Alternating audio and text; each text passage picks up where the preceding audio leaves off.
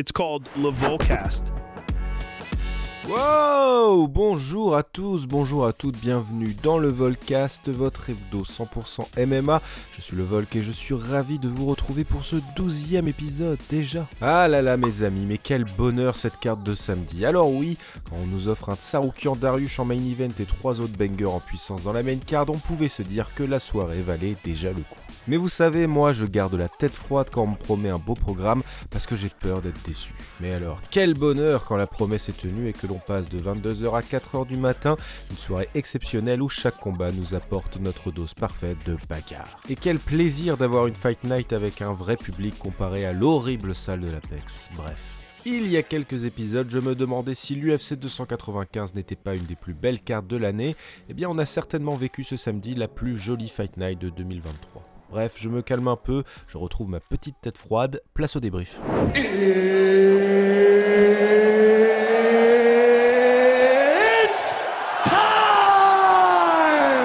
Alors oui, l'événement de ce samedi, c'était évidemment Mike Perry contre Eddie Alvarez en bare knuckle, non je déconne. L'UFC posait ce week-end ses valises à Austin, Texas avec un main event d'exception, le duel entre deux tueurs à gages de la catégorie lightweight, Beneil Dariush contre Arman Tsarukyan. Mais avant d'en arriver là, il y avait également d'autres combats et la carte préliminaire s'est ouverte avec un visage bien connu des amateurs de potins. Veronica Hardy, ancienne pensionnaire du MMA Factory et épouse de l'ancien combattant de l'UFC Dan Hardy, affrontait donc chez les bantams Jemiline Orff. L'affrontement a été serré et au final c'est la Vénézuélienne qui s'impose, réussissant donc un joli comeback en 2023 après 3 ans d'absence hors de la cage. Direction ensuite les welterweights avec Jared Gooden contre Wellington Turman et c'est finalement Gooden qui s'impose par étranglement arrière dans le deuxième round après avoir été pas mal malmené. On augmente le poids avec Rodolfo Bellato contre l'Ukrainien Ihor Potieria. On a encore eu droit à une jolie guerre finalement remportée par le Brésilien révélé dans les Contenders de Dana White. Alors sachant qu'Ihor Potieria est le gars qui a envoyé Shogun Rua à la retraite en faisant une danse Fortnite, je vais pas vraiment pleurer pour lui. Alors si vous voulez du spectacle, vous allez être servi avec les deux combats suivants. Tout d'abord, Drakkar Klose affronté chez les lightweights Joe Solecki, un américain qui aurait dû combattre Benoît Saint-Denis en février dernier. Très solide au sol, Solecki tente un armbar, sauf que Klose soulève son adversaire, le slam contre le sol, le KO est net, le geste rare à l'UFC. À ce moment-là, on s'est dit qu'on avait vécu un moment exceptionnel, sauf que... Zachary Reese, jeune Texan invaincu, lui aussi passé chez les Contenders, affrontait Cody Brundage devant son public, tout était réuni pour qu'il brille, et là, un autre slam qui envoie Reese dans l'espace avant plusieurs coups de poing qui terminent le combat dans le round 1. De finitions rares presque identiques qui s'enchaînent, bref, cette soirée avait vraiment un goût spécial. Les fans de l'UFC le savent, les carrières des anciens champions se terminent souvent mal dans l'organisation américaine. Pour clore la carte préliminaire, l'ancienne reine des bantams Miesha Tate affrontait Julia Avila après 4 défaites sur ses 5 derniers combats. Heureusement pour les fans francophones de Miesha Tate, je sais pas, peut-être que ça existe, l'américaine a affiché un bien meilleur visage, étouffant au sol son adversaire du soir. La jolie performance est couronnée par un étranglement arrière qui relance l'ancienne championne, quand même âgée de 37 ans. On referme cette très jolie prélim avec la carte principale, et avec les 2 slams sur des armbars consécutifs, il fallait bien redorer le blason du JJB. Dustin Stoltzfus s'en est donc chargé en étranglant Punel Soriano dans le deuxième round chez les middleweights. Une belle revanche pour Stoltzfus qui s'était précédemment fait éteindre par Abus Magomedov en 20 secondes lors du premier UFC Paris. Ensuite, c'était au tour du légendaire Clay Guida de faire son retour dans un octogone pour la 62e fois de sa carrière. À 41 ans, The Carpenter affiche toujours la même énergie de pitbull très nerveux, mais ça n'aura pas été suffisant pour vaincre Joaquim Silva, dont le dernier combat était une défaite contre Arman Tsarukyan. Clay Guida continue donc sa carrière à l'UFC qui, je le rappelle, a commencé en 2006. Donc du coup, il y a peut-être des gens qui vont regarder cette vidéo et qui sont nés après les débuts de Clay Guida à l'UFC.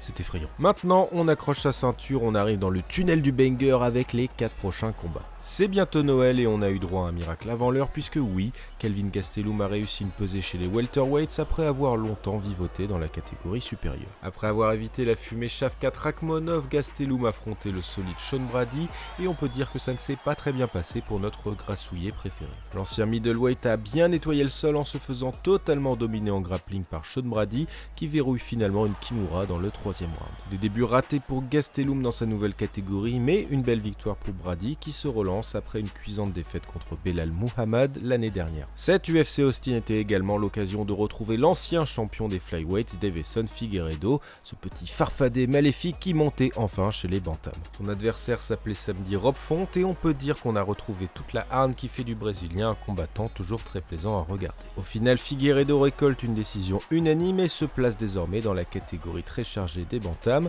Ça devait quand même lui faire du bien d'affronter une nouvelle tête après 4 combats contre Brandon Moreno en 3 ans. Si la soirée était belle, dites-vous qu'elle aurait pu être encore plus si on n'avait pas eu l'annulation de Roman Dolidze contre Jared Cannonier.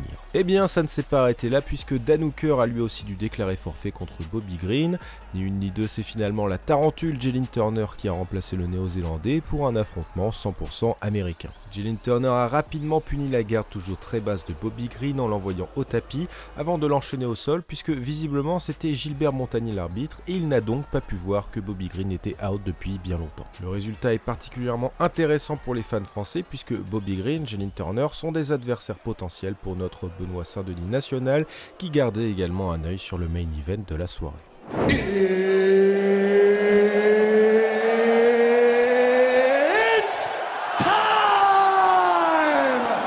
Beneil Dariush contre Arman Tsarukyan, je n'ai pas peur de le dire, c'était l'un des match-ups les plus excitants de l'année. D'un côté l'américain Dariush, pilier des lightweights, qui avait précédemment raté son billet pour le title shot en se faisant éteindre par Charles Oliveira. De l'autre côté, Arman Tsarukyan, le grand espoir de la catégorie depuis ses débuts à l'UFC en 2019. Combat de tueur à gages donc, le duel se déroule principalement debout, quand soudain, Arman Tsarukyan claque un magnifique combo genou-crochet qui envoie le pauvre Beneil Dariush au tapis, extinction des feux après un peu plus d'1 minute. La victoire de Tsarukyan était une démonstration et un signal fort envoyé à la catégorie. L'Arménien l'affirme, son prochain combat sera pour le titre, même s'il est prêt à prendre tout le monde si besoin. Ah, les lightweights, cette catégorie relevée mais quand même bien bloquée par les vétérans Gaethje, Chandler, Poirier qui semblent bien décidés à prendre le moins de risques possible. En tout cas, pour nous, les fans francophones, on peut désormais se demander ce que l'UFC réserve pour Benoît Saint-Denis, notre représentant chez les lightweights. Turner, Hooker, Dariush, Tsarukyan, moi j'ai ma petite préférence pour un BSD Gamrot, pourquoi pas à l'UFC Paris tiens. En conférence de presse, Dana White a balancé des bonus à tout va, a salué la qualité de la carte et en a également profité pour tacler le PFL, le nouveau concurrent de l'UFC qui vient de fusionner avec le Bellator. 2 points, ouvrez les guillemets, tant mieux pour eux, je leur souhaite bonne chance.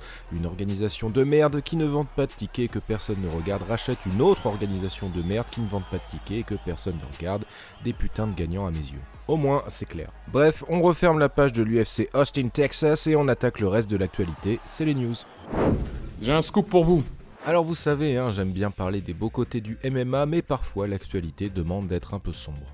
Déjà, on a eu cette embrouille dans les coulisses entre Arman Tsarukyan et Bobby Green, Sean Strickland qui pointe un flingue sur un mec devant chez lui, et maintenant c'est au tour d'un ancien champion d'être dans la sauce. Jamal Hill, toujours en convalescence après l'abandon de sa ceinture des light heavyweights, a été arrêté la semaine dernière pour avoir agressé son propre frère. L'Américain a ensuite été relâché après le paiement d'une caution et il passera devant le tribunal en janvier 2024. Un autre fait divers qui fait tâche et qui pourrait changer les plans de l'UFC qui prévoyait d'organiser Jamal Hill contre Alex Pereira pour la première défense de ceinture du Brésilien. Bon, après, les problèmes judiciaires, ça n'a jamais été synonyme de fin de carrière à l'UFC. Coucou John Jones. Pas mal, non, c'est français. L'annonce avait fait le buzz, elle est désormais officielle, le youtubeur Ibra TV fera ses débuts chez les professionnels le 2 juin prochain. Le créateur du YFC rejoint donc Greg MMA au Hexagone en préparation d'un éventuel combat. Alors Greg MMA contre Ibra TV, est-ce que ça vous intéresse? Qui va gagner? Comment? Répondez-nous dans les commentaires, on a hâte de vous lire. Dans le reste du MMA français, Ramzan Jambiev fait déjà son retour après une pesée ratée pour son deuxième combat au KSW. Le français affrontera Daniel Zmielowski le 20 janvier prochain et la carte comportera également 2 nouveaux venus tricolores dans l'organisation polonaise, Hugo II et Alban Rochelab. L'invasion commence les amis. So if you don't know, now you know. Dans le reste des annonces de combat, je vous donne du Rodolfo Vieira contre Armen Petrosyan le 10 février, Anthony Hernandez contre Ikram Aliskerov le 24 et l'ancien champion Brandon Moreno contre Amir Albazi le 24 février à Mexico City. Le main event de cet événement devrait d'ailleurs être la revanche entre Brian Ortega et Yair Rodriguez, enfin si tout se passe bien. Sinon, c'est officiel pour Eric Anders contre Jamie Pickett le 2 mars en Arabie Saoudite et Virna Jandiroba contre Lupi Godinez le 30 mars. Dans le reste des news, Aljamain Sterling Sterling a officialisé son passage chez les Featherweights et il a d'ailleurs déjà call-out Max Holloway. Et sinon, Dana White commence à nous teaser un super fight pour l'année prochaine. Alors, zéro news pour l'instant, on sait juste qu'il n'impliquera pas Conor McGregor, donc à vos théories. Ah, le Volcast, 12e épisode, c'est déjà terminé. C'était bien, hein. Cette semaine, cocorico, puisque Kevin Jousset combat dans la carte principale de ce qui devait être à la base l'UFC Shanghai. En co-main event, le très insupportable Anthony Smith fera face au très dangereux Khalil Rountree. Et en main event, Chris Gutiérrez fera face à mon chouchou des bantams, Song Yadong. Sinon, vendredi, c'est finale du tournoi du PFL Europe, donc un week-end assez tranquille avant le feu de l'UFC 296 la semaine prochaine. En attendant, on se retrouve lundi prochain pour débriefer tout ça. Like la vidéo, laisse un commentaire si elle t'a plu, ça nous aide pour le référencement. Et abonne-toi à Fight Minds pour suivre l'actualité du MMA. Prenez soin de vous et n'oubliez pas... Every Monday, I listen to Le Volcast.